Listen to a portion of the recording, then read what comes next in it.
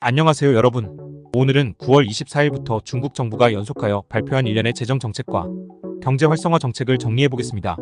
9월 24일 중국인민은행은 지급준비율을 0.5%포인트 인하하겠다고 발표했습니다.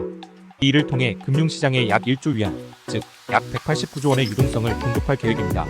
또한 7일물 역환매 조건부 채권 금리를 1.7%에서 1.5%로 0.2%포인트 인하한다고 발표했습니다. 9월 27일 예고된 지준율 인하와 7일물 역환매 조건부 채권 금리 인하가 실제로 시행되었습니다. 10월 8일 국가발전개혁위원회는 내년 배정 예산 중 1천억 위안 약 19조 원을 조기 투입하겠다고 발표했습니다. 추가로 1천억 위안 규모의 건설 프로젝트도 미리 발표하여 총 2천억 위안, 즉 약 38조 원 규모의 재정 투자를 앞당겨 시행할 계획입니다. 이 계획은 곧 실행에 옮겨질 예정입니다. 10월 12일 중국 재정부는 2조 7천억 위안, 약 516조 원 규모의 재정 지원을 발표했습니다.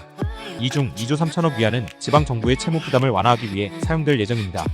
또한 부동산 시장 안정을 위한 정책과 국유은행의 자본 보충을 위한 특별국채 발행도 검토 중입니다. 일련의 정책들은 올해 경제 성장률 목표인 5% 안팎을 달성하기 위한 전방위적 노력으로 보여집니다. 이러한 정책 발표에도 불구하고 시장의 반응은 복잡한 양상을 보이고 있습니다. 중국의 경기 침체가 지속되면서 추가적인 부양책의 필요성이 커지고 있습니다. 최근 중국 정부의 정책 발표는 일부 투자자들의 기대에 미치지 못했다는 평가를 받고 있습니다. 9월 소비자 물가 지수와 생산자 물가 지수 데이터는 경제 회복이 여전히 어려운 상황임을 보여주고 있습니다. 전문가들은 3분기 GDP 성장률 목표인 5% 달성이 쉽지 않을 것으로 전망하며 정부의 추가적인 경기 부양책 마련을 기대하고 있습니다. 하지만 과거 부동산 거품 상승의 경험으로 인해 정부는 신중한 입장을 취하고 있습니다. 이번 정책들은 중국 경제의 회복에 중요한 역할을 할 것으로 기대됩니다.